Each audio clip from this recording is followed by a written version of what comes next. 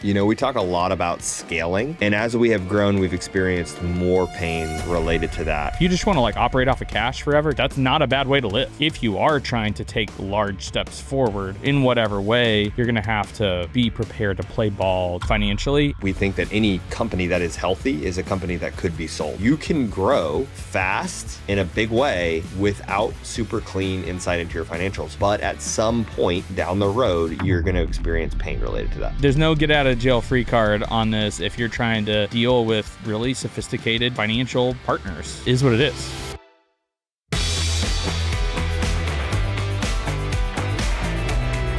Welcome to Entry and Exit. My name's Stephen Olmon. This is my very handsome business partner and co-host, Collin Trimble. We run Alarm Masters in Texas, and we also run this podcast. And the goal of Entry and Exit is to provide practical, tactical advice to people running security and life safety businesses across the country. And today, what are we going to talk about, Collin? We're going to talk about how to get your financial house in order. And why does that matter? Because we're going through it right now. We talk a lot about scaling around here, growing, buying businesses, prepping your business to sell. When you want to do that, there's dollars that are coming in and out of your business. And it's really important that you have your financials tight, particularly if you're acquiring businesses, in the way that that's done. And, I always thought, hey, we've got a solid revenue number that I'm really confident. We've got good cost of goods sold, our overhead, what's a balance sheet? I don't know. Who really knows? Statement of cash flow? I don't know what that is. Net income? That's all that matters. And so I didn't really focus on too much outside of the P&L and a couple areas on the balance sheet. And as we have grown, we've experienced more pain related to that. And we thought that this would be kind of an apt time to do this because we are currently going through cleaning up all of our financials, upgrading all of our financial systems. In 24, into 24 into 25, we converted from cash to accrual. And we thought that was going to be an easy thing. Easy. Just do a couple spreadsheets, track percent to complete, amortize some RMR, and bada bing. You're good. It was not bada bing or bada boom. It was painful is what it was. It was bada ouchie. Bada ouchie. And yeah, exactly. And so we, and so two things have happened.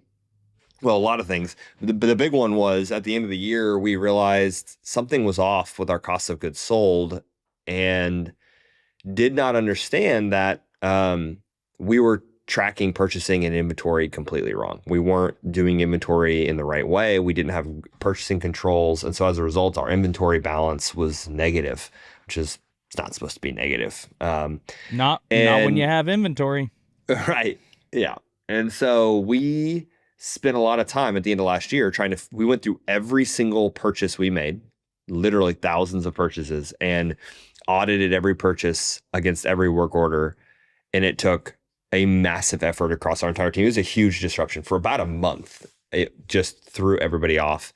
And so as we've, had to clean that up, what we've also realized is going into, as we're growing, we're sort of getting into a world of engaging with senior lenders and different folks and realizing that, hey, there is things that they really want to see. And what are these things that they want to see? And honestly, a lot of the things that senior lenders want to see or equity groups want to see, they're all kind of the same thing.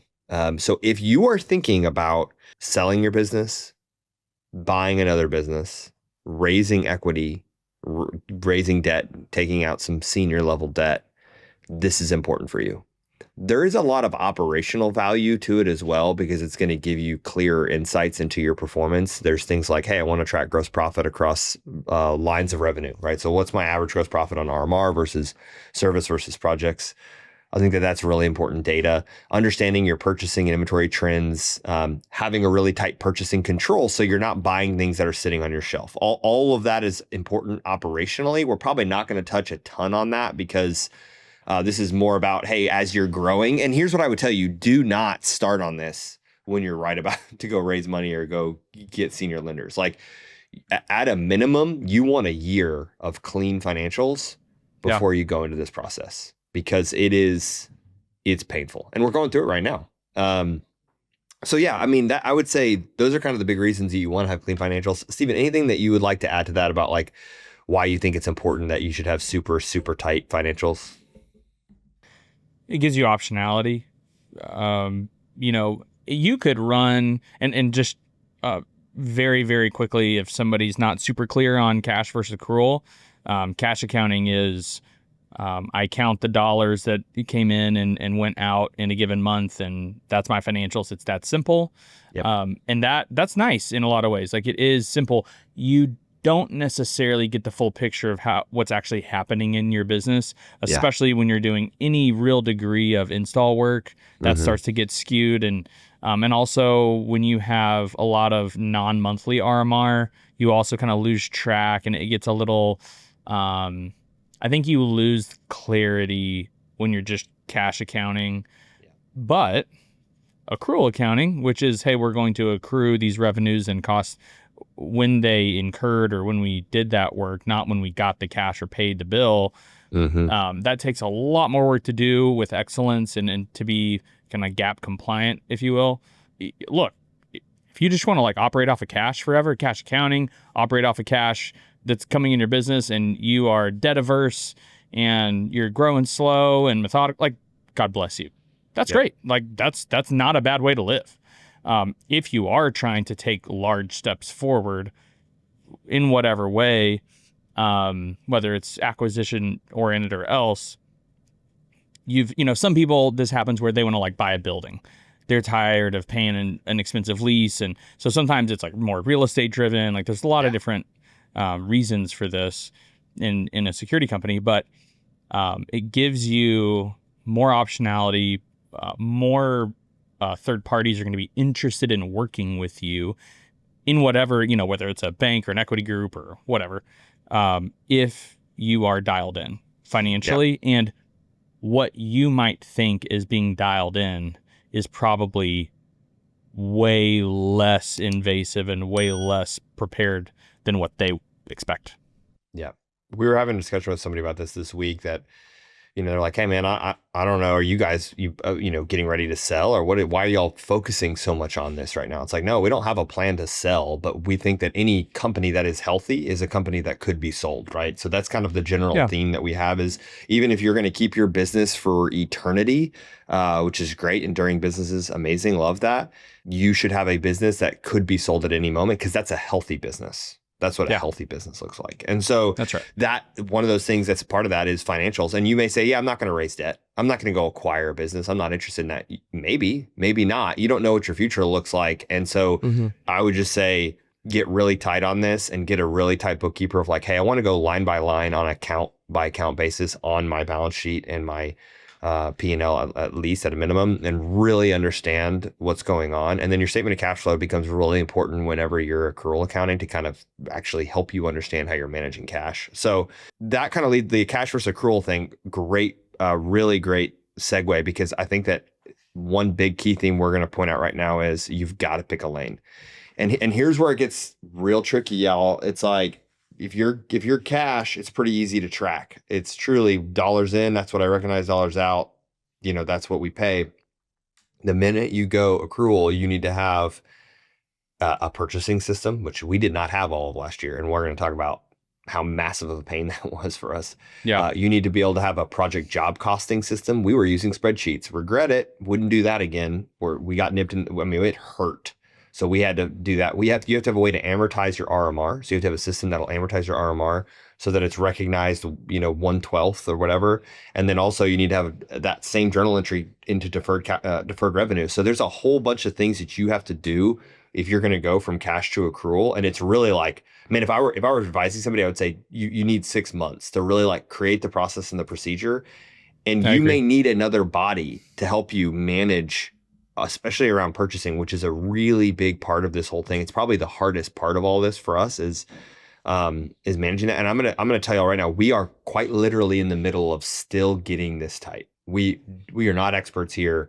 We have been figuring out and talking to friends about different things related to how to do this. How do we do this journal entry? How should we think about this inventory?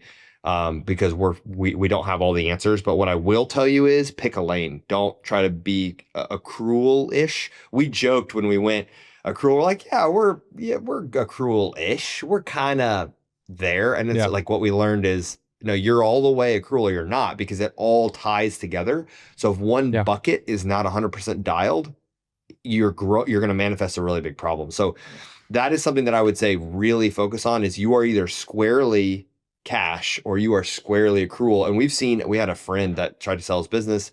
He's like, yeah, I'm mostly Yeah. accrual, but it turned out he wasn't. He was basically doing accrual on his revenue, but not on his expenses. And so everything was getting jacked up.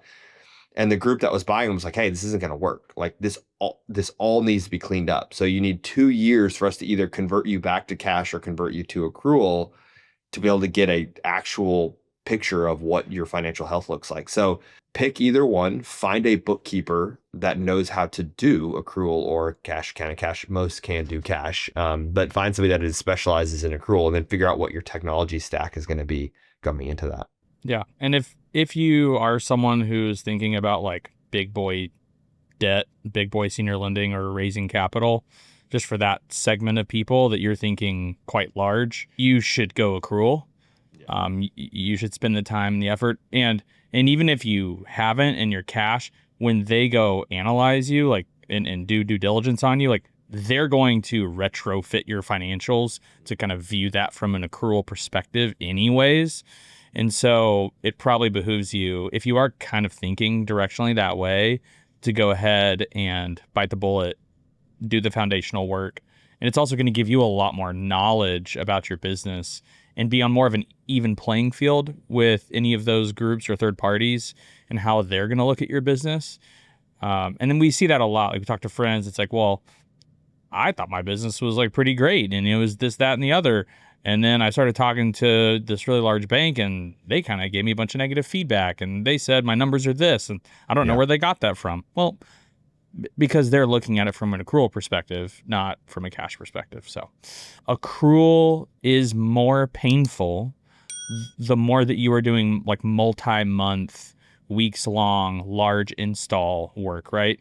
Because if you only do 3-day projects or less, well, then you never, I guess you could cross like January 31, Feb 1, like you could cross a month theoretically, but basically you're always going to be like intra-month on a project typically. So if you are living that life, then accrual, actually, you shouldn't be as concerned about it. It's still a lot of work, but it's easier.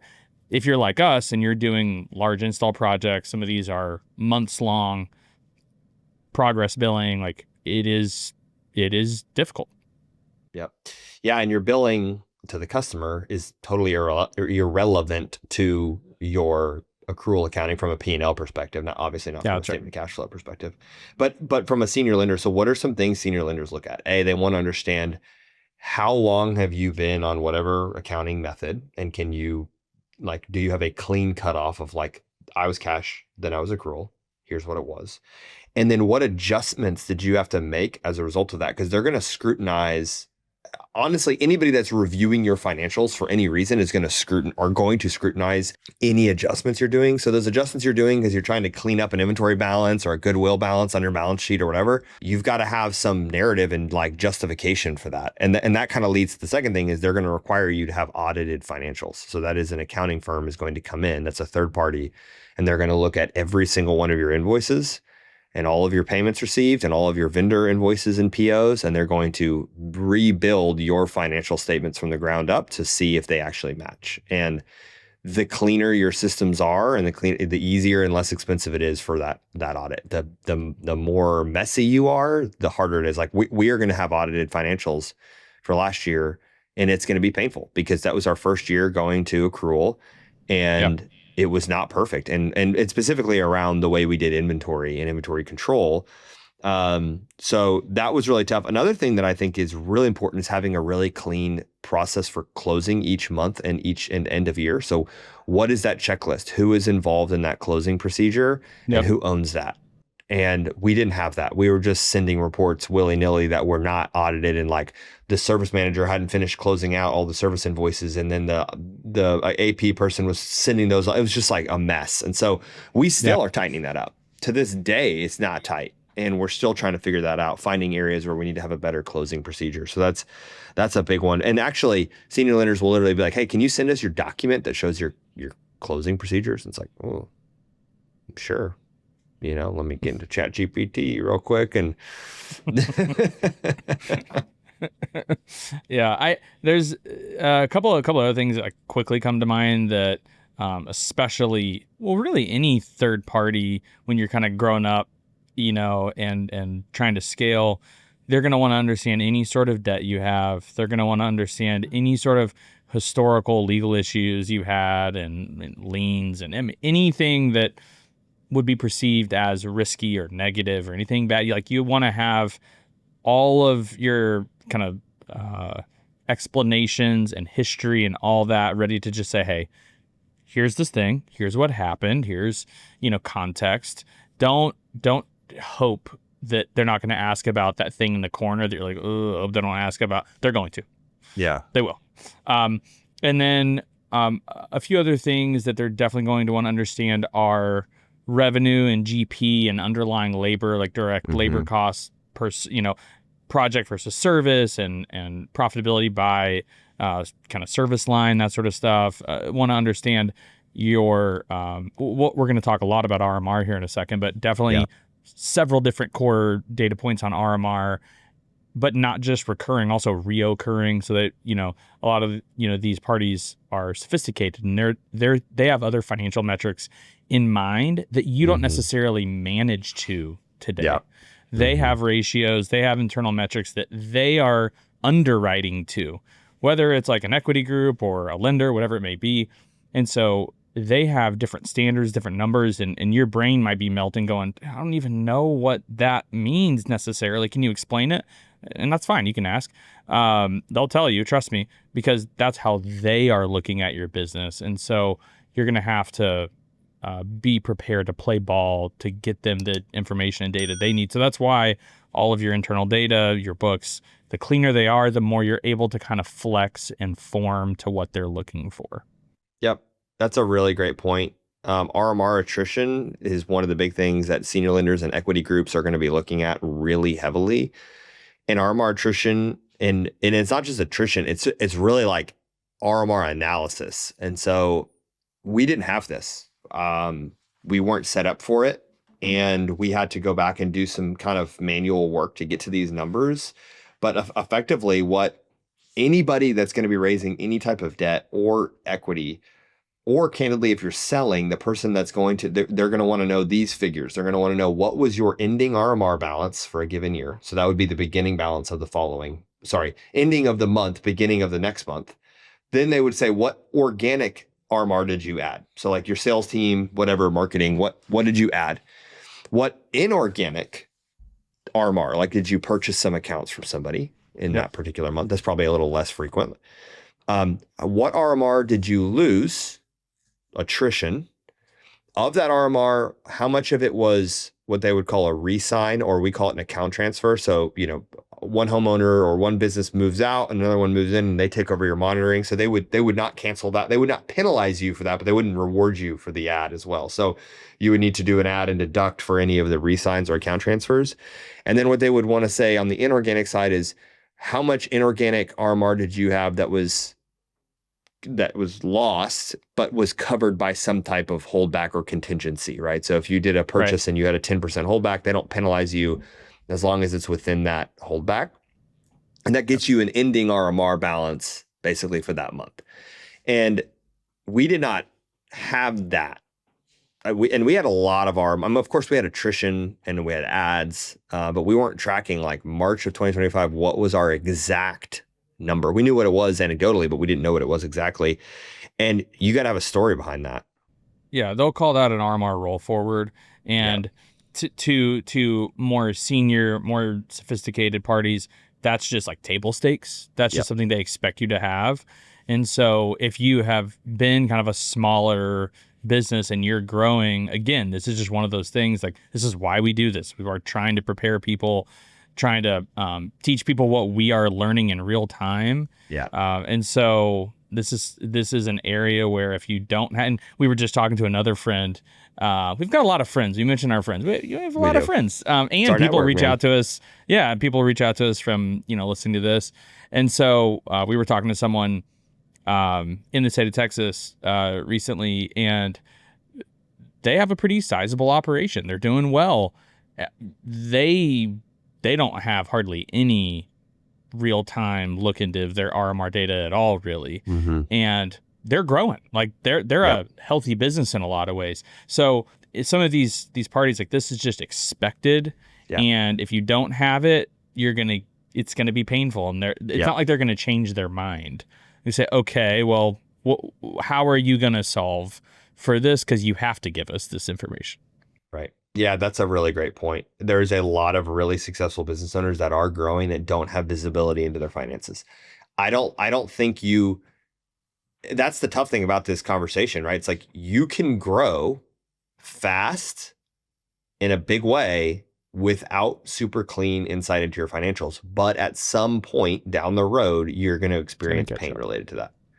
And that might be when you sell or when you buy or when you raise or when you whatever. Like, you're going to have some amount of scrutiny. Now, all the power to you. If you're not going to raise any money, you're not going to take on any debt, you're not going to have anybody that's coming on your cap table, then really you just need whatever you need to be operationally efficient.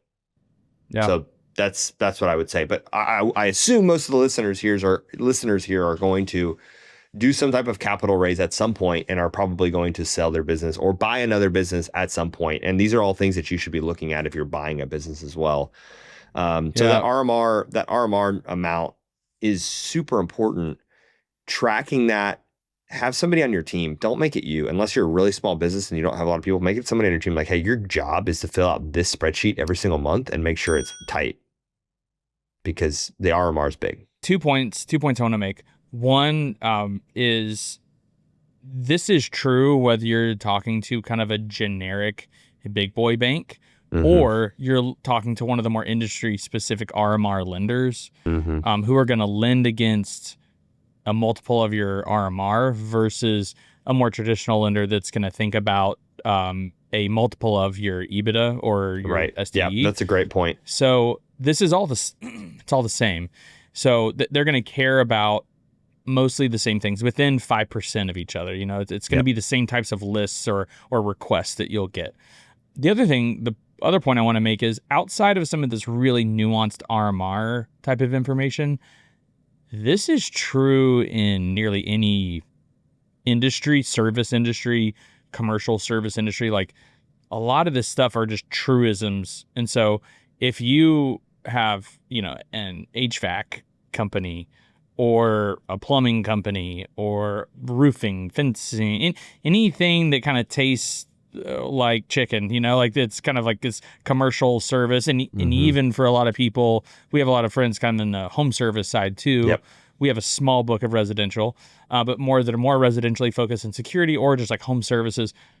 All the stuff we're saying is mostly going to be pretty applicable to you as well. And so there's no get out of jail free card on this if you're trying to deal with really sophisticated financial partners. Like, it just is what it is. Totally agree. I want to get back to tactical for a second and kind of go down to, what do you have to do to convert to accrual accounting?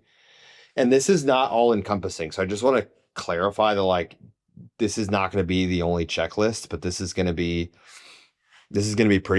pretty broad, but it is a lot of the things you need to consider. So you've got to think about revenue and expenses and how you're going to track those. And so in accrual accounting, you recognize revenue and expenses in the month that they were completed. So to give you an example, if you have a service call that you went in one day, changed the battery, and closed the service call, that all of the revenue and the cost of goods sold, which would be the labor and the material, would all be recognized in that month.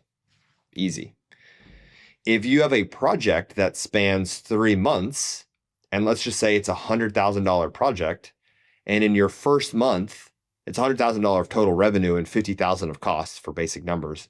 And in your first month, you did 25%, then you would recognize 25% of the revenue and 25% of the cost, right? And so That's how you would be thinking about that. So, but that's so we're going to drill down a layer deeper than that because that's just high level because there's some consequences of that. And then on the RMR side, you have to think about your RMR contracts. If you have somebody that pays you 3 years in advance, you have to have a spreadsheet or some type of system that is going to amortize that 3 years and divide the Correct. amount by 36 months so that you're recognizing 1/12 of it. And then you're taking the remaining 35 months and putting that into deferred revenue.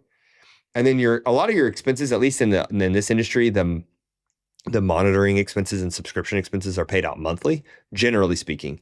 And so as a result of that, those are kind of already amortized for you. So you could just Yeah. put those on as they come in, which is nice. But where it gets really tricky is purchasing because you're making purchases every single day. And the way that it works in accrual land is you basically take any purchase you make, whether it's used in month or not, and every purchase lands in your inventory bucket. And then as you use that part, whether it's literally a single loop transaction where it's like a service tech goes to buy a battery and then deploys it that same day, theoretically, from a journal entry perspective, that battery is going to go to account into your inventory. You're going to release that from using it. It's going to flow to your cost of goods sold, and that those transactions are all going to happen. But on project side, you may order a bunch of stuff in your first month, not use any of it in the first month, or do any work in the first month, especially if it's a ground up construction job. And that value of that inventory is going to sit in your inventory bucket until you do a cost of goods sold release, and you're going to move forward on moving that into cost of goods sold. So what that means is you have to have a purchasing system, and everything has to be tied to a work order number or a purchase order number. And the purchase order needs to be tagged. Is this service revenue or service material, or is this project material? So that you can see gross profit split, which again, we didn't have that. Yeah. We were doing manual kind of calculations to figure out what our gross profits were, and they were accurate, but it was just like we wouldn't do it it wasn't live. It was like, okay, once a quarter we'll go through and like audit. Our projects was pretty tight because we were keeping that up, week by week. But the service stuff wasn't. So I would just say those are things you need to be thinking about. Is you need to think about your accounting system, who and how are you going to amortize your RMR? Where are you going to do, and we're going to get into we're kind of there, but we're going to get into job costing with projects because that's really tough. And like how, because sometimes when you take an estimate, Stephen, like sometimes we'll estimate, hey, we are going to order these 15 cameras, this amount of cable, this amount of switches, whatever. Yeah. But then we don't actually need all that, right? So sometimes we only order one box of cable, but we estimated for two. Well, then there's an adjustment there because you don't actually need to put that. You need to take that back out of inventory. So there's just this like big circle of all of your projects have to be tracked of what did you actually buy? What did you actually deploy? And then at the very end of that project, you've got to do adjustments to get it to a true calculation. You just sounded really smart. Do you have an MBA? It's in my LinkedIn. So Okay. I mean, yeah, no, does it matter? that was like MBA Colin. I'm so glad. That's the summer. Yeah. That's the sum total of everything I learned in my MBA. Yeah. We're mainly speaking out of pain. Yeah.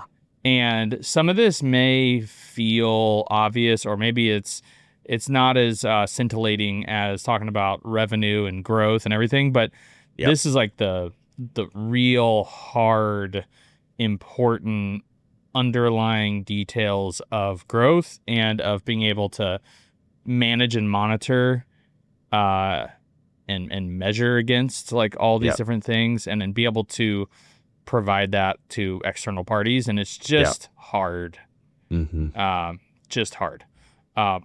So like you were just talking about job costing. Do you want to go further on that? Like maybe we could just give one specific project as an example. Yeah. We had multiple projects that were not correct at the end. And there was a specific project that we had that kind of was a perfect storm because it crossed years and months, obviously. And also we didn't order everything from the estimate. And then we ordered some other stuff that wasn't estimated. And the value was pretty close in terms of we didn't order A, B, but we did order C and D. And those things were close in value, but not exact.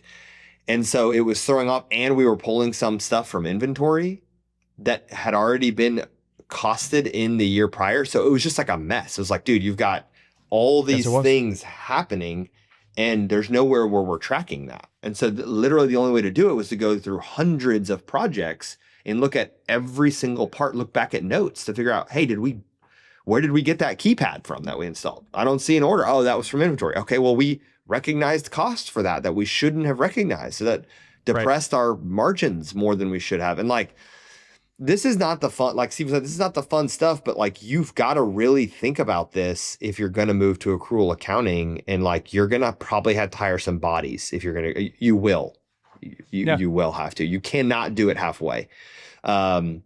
So anyway, anybody that's going through this and wants to talk, let us know, because this is pretty involved, and I'm still candidly working through it and figuring out how do we do this more efficiently. We now know exactly what the outputs are, but now we're trying to figure out how do we make sure these outputs are being audited, and how do we make sure that these outputs are done in a way that's less manual than what we have today. I can think of 3 different people. Are they in the United States? In the United States of America. Yes. Okay, got it. red, white, and blue. I don't. So wanted to start growing more. They wanted to do acquisitions, and they said, "I'm getting feedback like people aren't willing to fund me." And some of it was one person I can think of. They just weren't large enough yet. Yeah. But a couple others had data issues, like their financial house wasn't in order. Maybe from a debt service coverage perspective, they were seen as too risky. And so this will prevent you, like, strike while the iron's hot, sort of thing. Oh, hey, this guy just called. I've gotten this call from you before.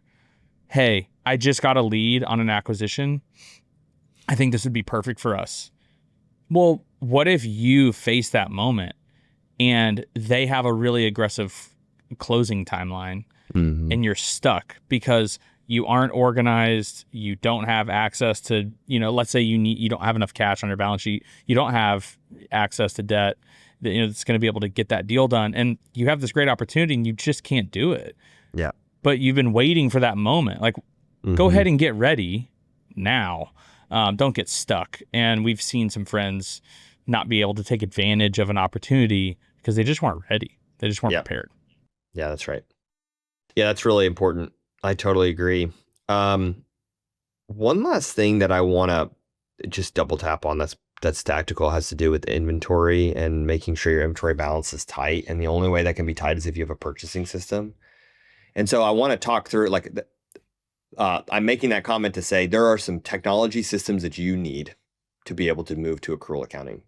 If you want to spend a tremendous amount of money in pain and effort, you can go to an ERP. And those would be things like Sage Intacct, Acumatica, etc.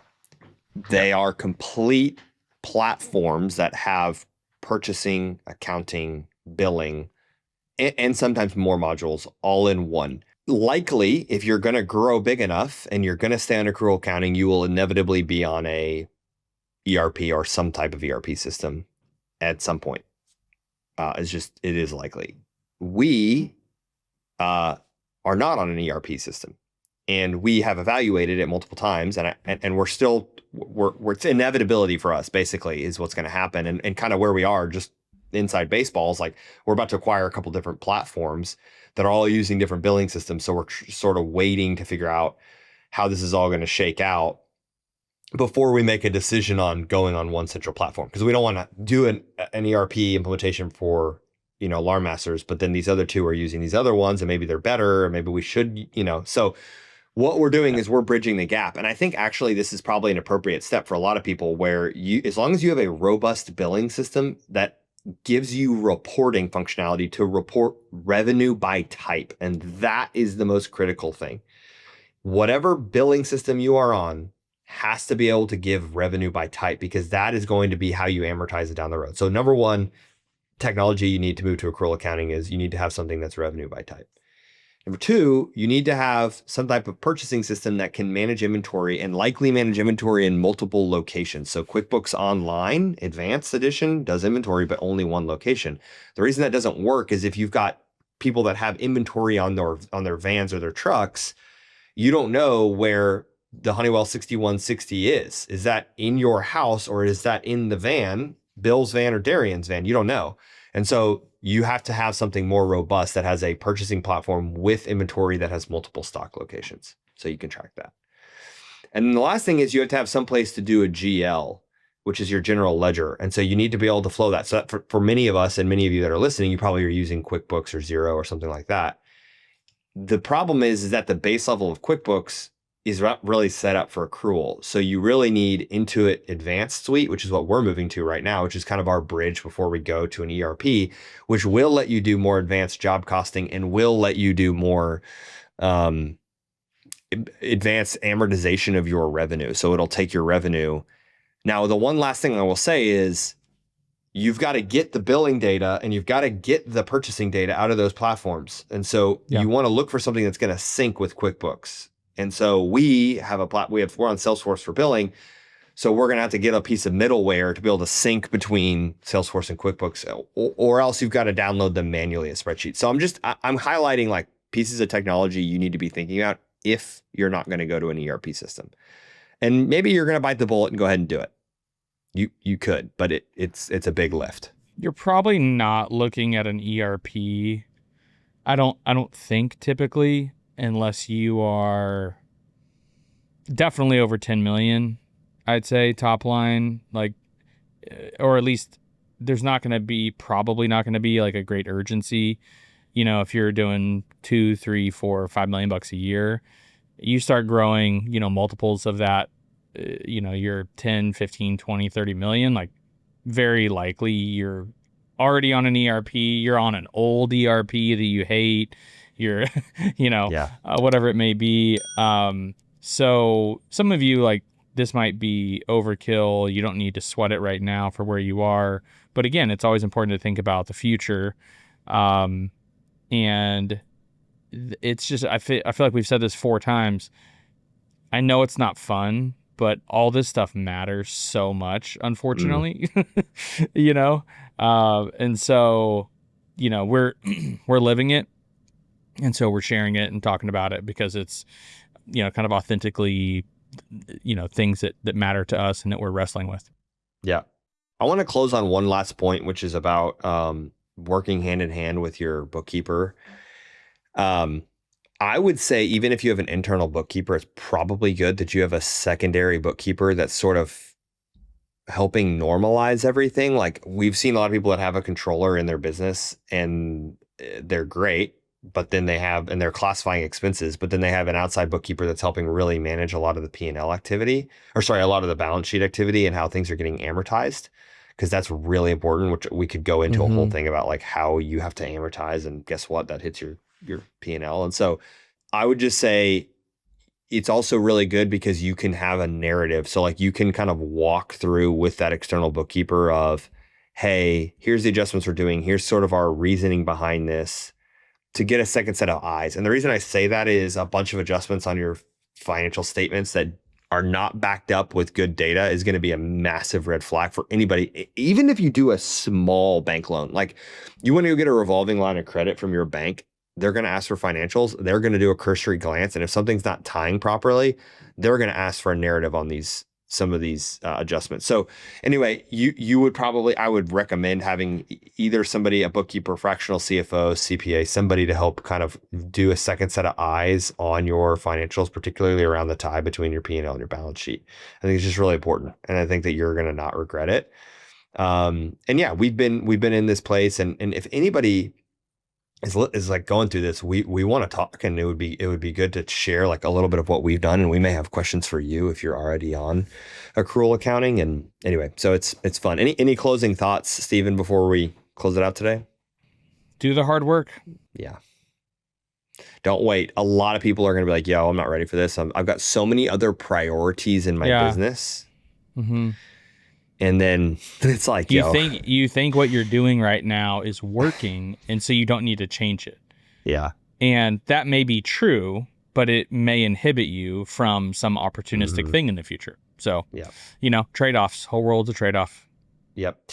Yeah, it is. And hey, listen, one thing that's really important to us is if you would like and subscribe to our newsletter. If you could leave us a review, comment in Spotify and Apple, leave a review. Those are really helpful for us. It helps kind of spread the word. It's it's truly our currency. So if you found this Yeah. information helpful, and then also one thing that's really important to me is there's a lot of thumbnails out there. We have a little bit of a battle going that have my face No. versus Steven's. Click on mine. Don't click on Okay, his. you can click I'm on in his. the That's lead. fine. If you could just comment, wow, Steven's so handsome. Why his thumbnails? I actually screenshotted that and sent it to my wife because wow, that would be great. Bro, your thumbnails are attractive. I've seen them in person.